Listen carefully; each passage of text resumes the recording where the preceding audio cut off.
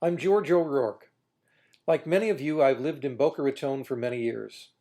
In addition, I've worked in the downtown for over 25 years, and I'm becoming increasingly concerned about the traffic situation as a result of the current and projected construction boom in our downtown. In an effort to keep up with events, I recently viewed a planning and zoning meeting where they were voting to recommend rezoning public land on the Wildflower site to make way for a yet-to-be-approved Houston restaurant. I know that a restaurant there may actually increase traffic on Palmetto Park Road and Fifth Avenue. Now, most of the discussion and public hearing was about traffic, with 3 of the board members expressing concern about moving the issue forward. Yes, you mentioned that we could, in effect, delay this until we sought additional information, whatever. One of those pieces of information that would be of concern to me is the traffic study, which, as I understand it, won't be acted upon until the summer. Since there may not be a date certain to that, how do we proceed in light of that? The other option, or one option that I can perhaps suggest, would be that you can make a recommendation with your, if you vote upon it, you make a recommendation that the city council A condition. wait until they get the information. At one point, the city traffic engineer was asked how the traffic analysis was conducted. When the traffic study was performed, was there any consideration given to bridge openings? No, that's not part of the study. We just analyze for the traffic impact. So when you looked at it, you went to the textbook and said, this is what it is, but didn't take into consideration any of the local attributes that would be that could impact an intersection. We did the study based on what is required for the city codes and the Palm Beach County codes, and those are not part of the requirement. Okay. Mr. Cohen? As a follow-up concerning the bridge issues, what about rail crossing issues? Does that in any way bear on the traffic study? No. So neither bridge openings or closings or rail operations are considered? Yeah. Okay, thank you.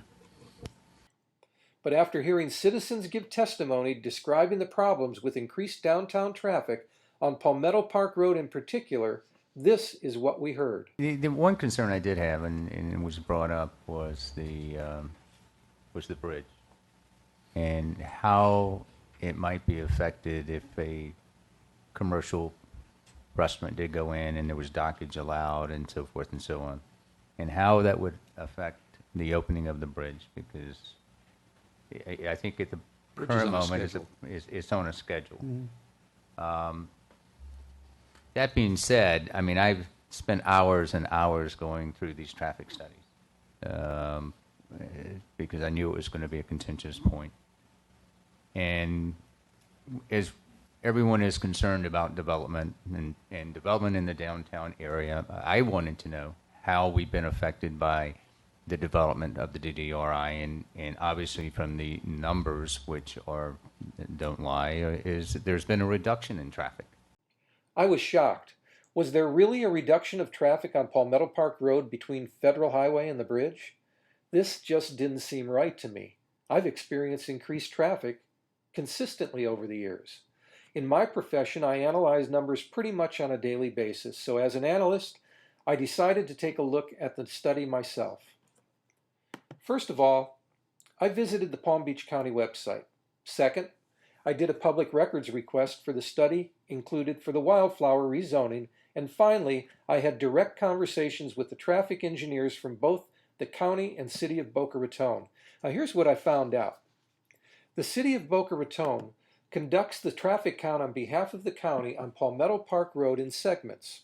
One of the segments is Federal Highway to Northeast Fifth Avenue and was referred to in the hearings as showing a decline.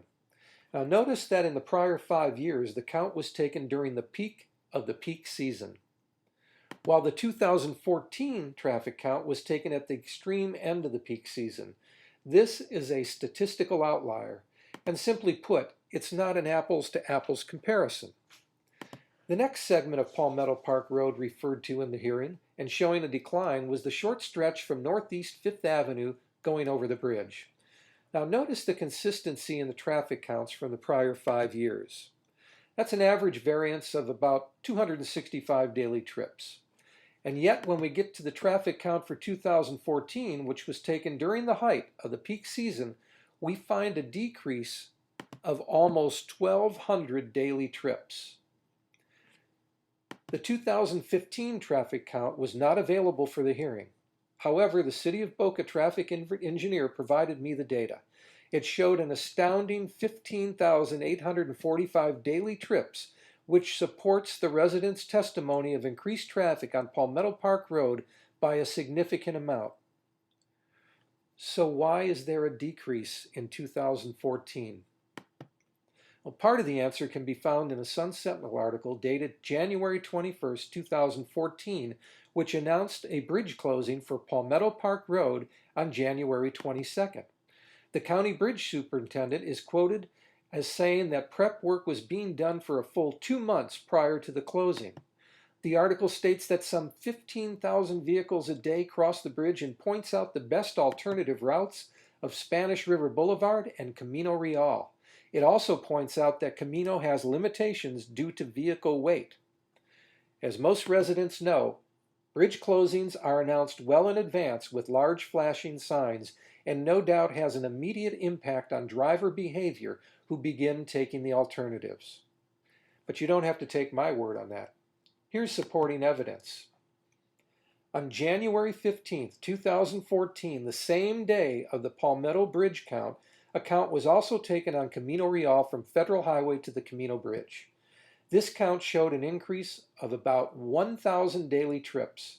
This is virtually the entire amount of the decline on Palmetto that day. Now think about that for a moment.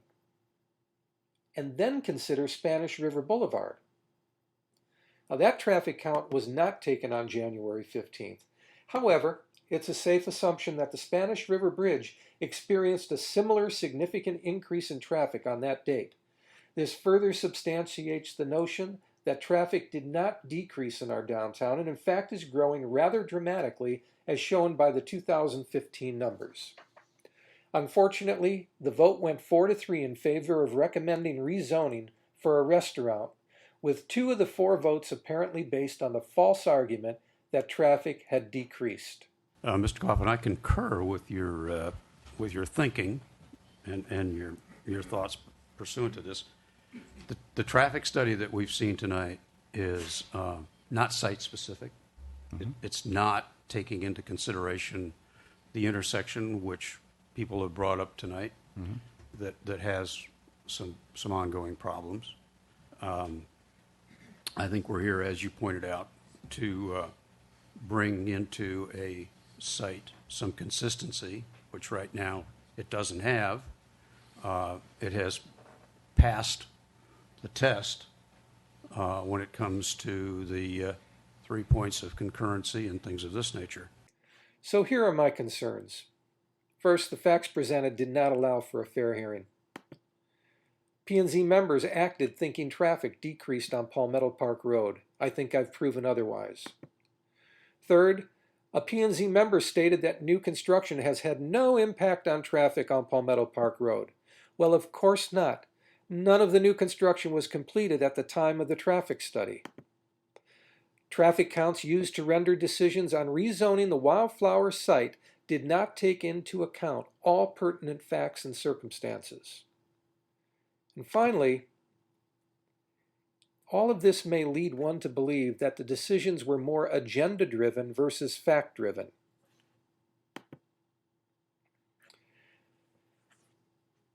I would like to see the City Council follow the recommendation of the 3 planning and zoning members that requested the intersection traffic study be completed and evaluated before taking action on the Wildflower property.